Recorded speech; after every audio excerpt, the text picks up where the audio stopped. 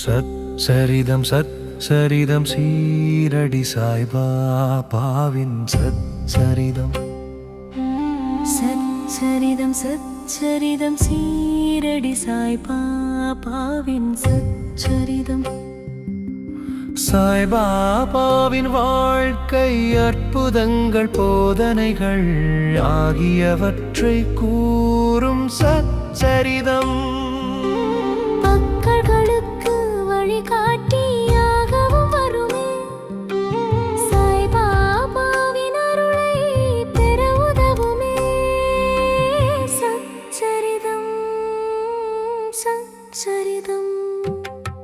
சீரடி சாய்பாபாவின் சச்சரிதம். கேளுங்கள், படியுங்கள், கூறுங்கள். சச்சரிதம் சச்சரிதம். சீரடி சாய்பாபாவின் சச்சரிதம்.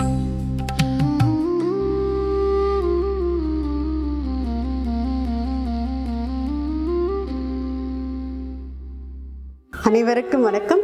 ஹீலர் வெற்றியருக்கு பேசுகிறேன். ஸ்ரீசாய் சத்கரிதம்ங்கிற புத்தகத்திலேருந்து 41வது அத்தியாயத்தை நம்ம பார்க்கலாம். இந்த அத்தியாயத்தில் என்ன சொல்லப்பட்டிருக்காங்கன்னா, சித்திரத்தோட அந்த சித்திரம் எப்படி அவங்களுக்கு கிடைக்குதுங்கிற ஒரு விஷயத்தை பற்றி இதில் சொல்லியிருக்காரு. ரெண்டாவது என்னென்னா, கந்தல் துணியும் ஞானேஸ்வரியும் அப்படிங்கிறத பற்றி அவர் சொல்லியிருக்காரு. 2 தலைப்புகள் இருக்குது.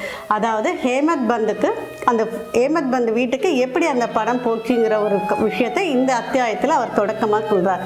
எப்படி அது கிடைக்குதுன்னா, ஹேமத் பந்த் வீட்டுக்கு கொடுத்த அந்த படம் எப்படி அங்கே போய் சேர்ந்துச்சுங்கிறத 9 வருடங்களுக்கு பிறகு முகமது அலி ஹேமத் பந்தை சந்திச்சு விஷயத்தை சொல்கிறார்.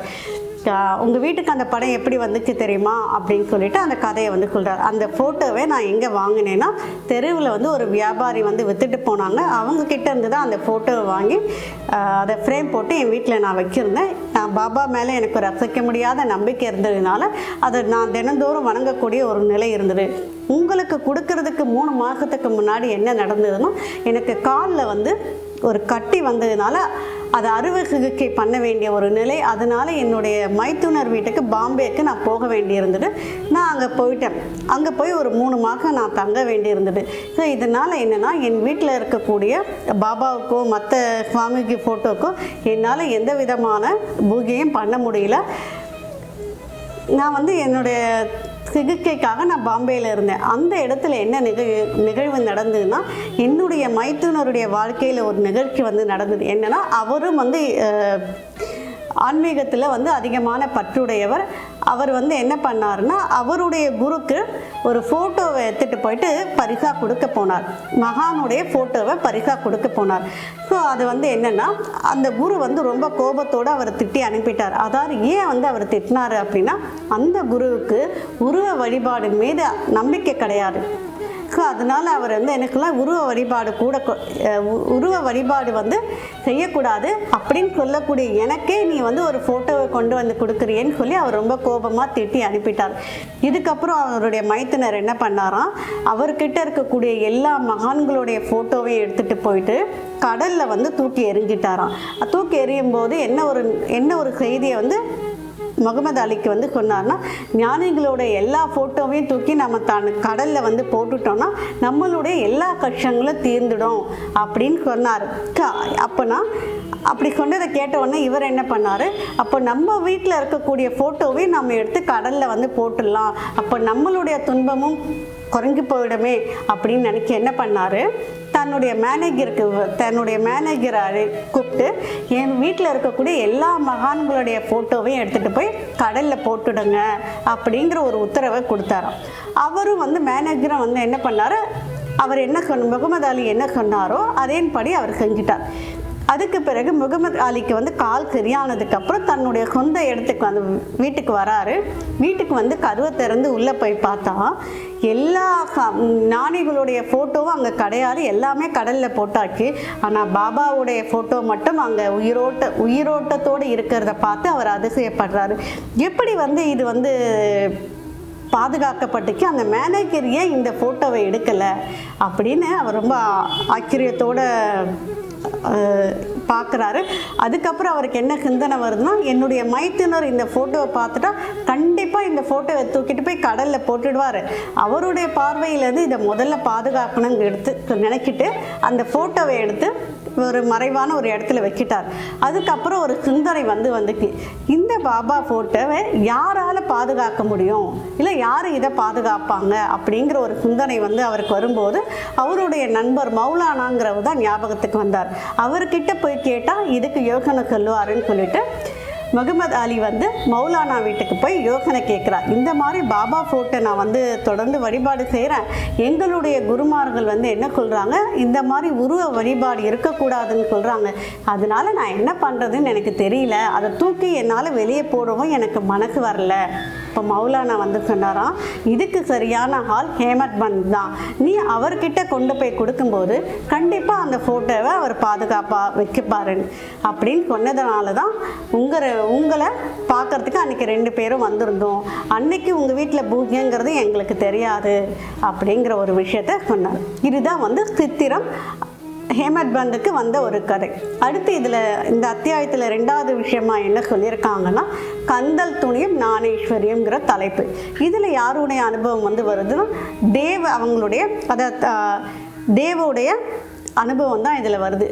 தேவ் தினந்தோறும் பகவத்கீதை படிப்பாராம், மற்ற புத்தகங்கள்லாம் படிப்பாராம். ஆனால் ஞானேஸ்வரிங்கிற ஒரு புத்தகத்தை மட்டும் அவரால் படிக்க முடியலையா. ஞானேஸ்வரின்னா என்னென்னா, பகவத்கீதைக்கு ஞானேஸ்வரங்கிறவர் எழுதின வியாக்கியானம் தான் ஞானேஸ்வரி புத்தகம்.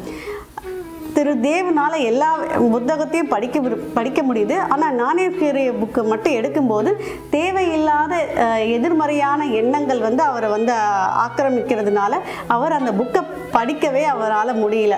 அதனால் அந்த புக்கை மட்டும் தவிர்த்துக்கிட்டே வந்தார்.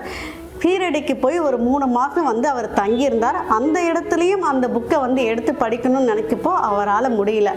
சரி, அப்போ என்ன பண்ணலாம் அப்படின்னு சொல்லிட்டு, சரி இந்த புக்கை மட்டும் வைக்கலாம், பாபா என்னைக்கு நமக்கு உத்தரவு கொடுக்குறாரோ அன்னைக்கு நாம் இதை படிக்கலாம் அப்படின்னு அதை அவர் அப்படியே வச்சுட்டாரு. அது தொடர்ந்து படிக்கல.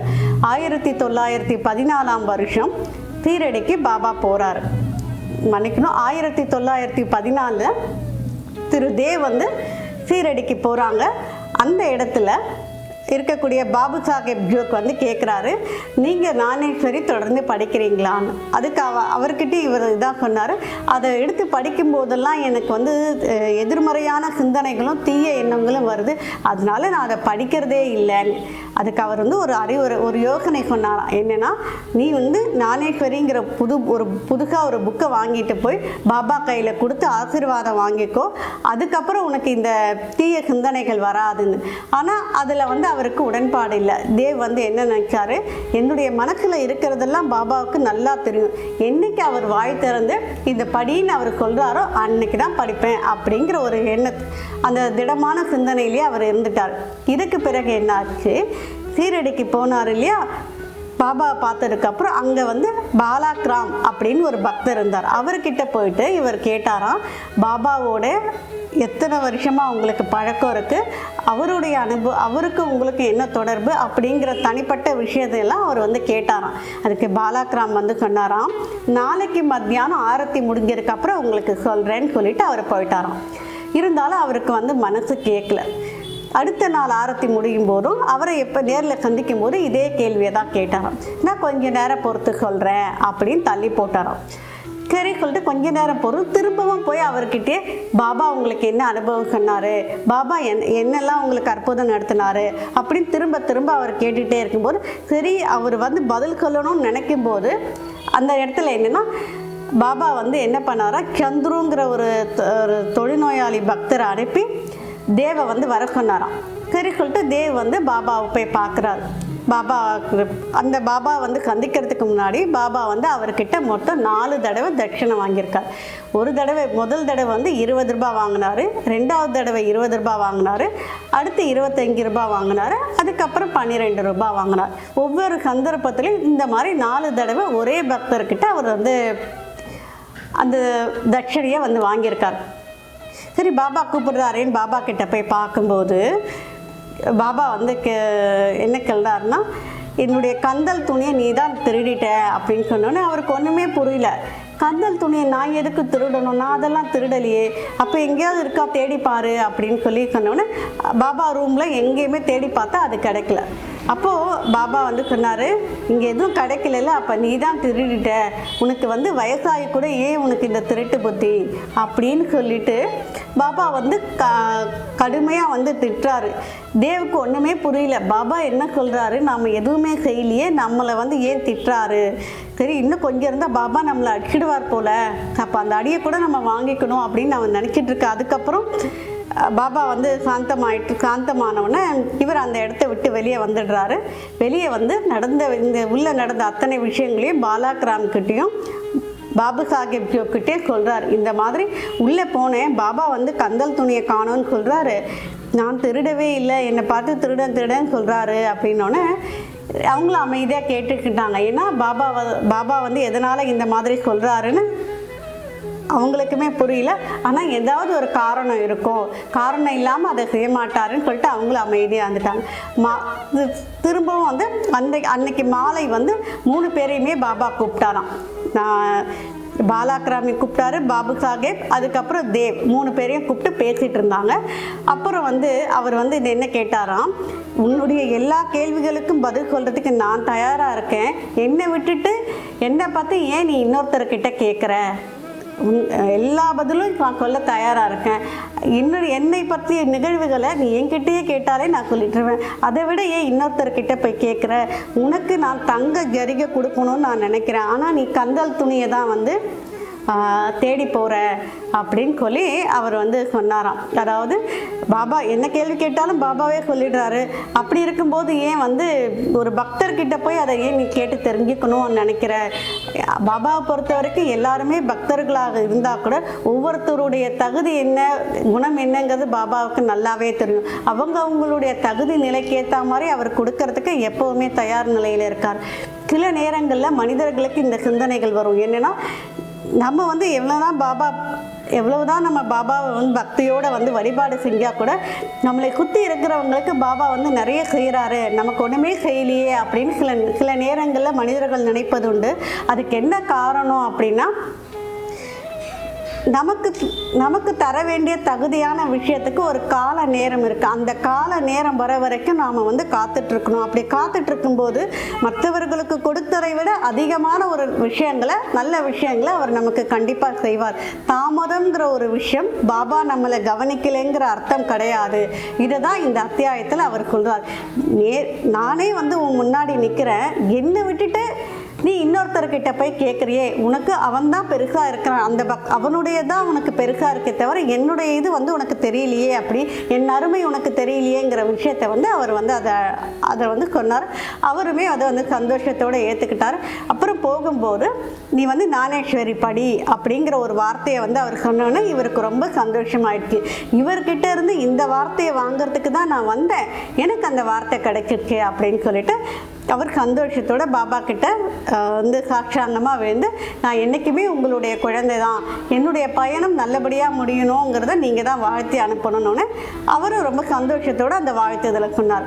அதான் படின்னு சொன்னதோடு மட்டும் இல்லை, 1914 ஏப்ரல் மாதம் 2ஆம் தேதி அவருக்கு வந்து, அதாவது தேவுக்கு வந்து பாபா வந்து நேரடி காட்சியை கொடுத்துருக்காரு. அது என்னென்னா, இப்போ நீ வந்து அந்த ஞானேஸ்வரி புக்கை படிக்கிறியான்னு கேட்டால் நான் படிக்கலை. ஏன் படிக்கலைன்னா எனக்கு வந்து அது புரியல. அப்போ அவர் கேட்பா, எப்போ தான் புரிஞ்சுக்குவ அப்படின்னு சொல்லி கேட்கும்போது, நீங்கள் அருள் வைக்கிங்கன்னா, உங்களுடைய கருணை வந்து எனக்கு இருந்துச்சுன்னா நான் கண்டிப்பாக படிப்பேன், சரி போய் புக்கு எடுத்துகிட்டு வா அப்படின்னு சொன்னோடனே இவர் போய் புக்கு எடுக்கிறாரு. புக்கு எடுத்துகிட்டு வரும்போது அந்த தெய்வீக காட்சி வந்து மறங்கி போயிடுது. இது வந்து அவருக்கு ரொம்ப சந்தோஷமாயிடுச்சு. அதாவது ஞானேஸ்வரிங்கிற ஒரு புத்தகத்தை படிக்கிறதுக்கு சில தடைகள் இருந்துச்சு, அந்த தடைகளை பாபாவே வந்து தீர்த்து வைக்காரு. அதாவது இந்த 41வது அத்தியாயத்தில் பக்தர்களுடைய ஒவ்வொரு விஷயங்களையும் பாபா எந்த அளவுக்கு அக்கறை காத்தாருங்கிறத நாம தெரிஞ்சிக்க முடியும். அனைவருக்கும் நன்றி, வணக்கம். சச்சிதானந்த சத்குரு சாய்நாத்.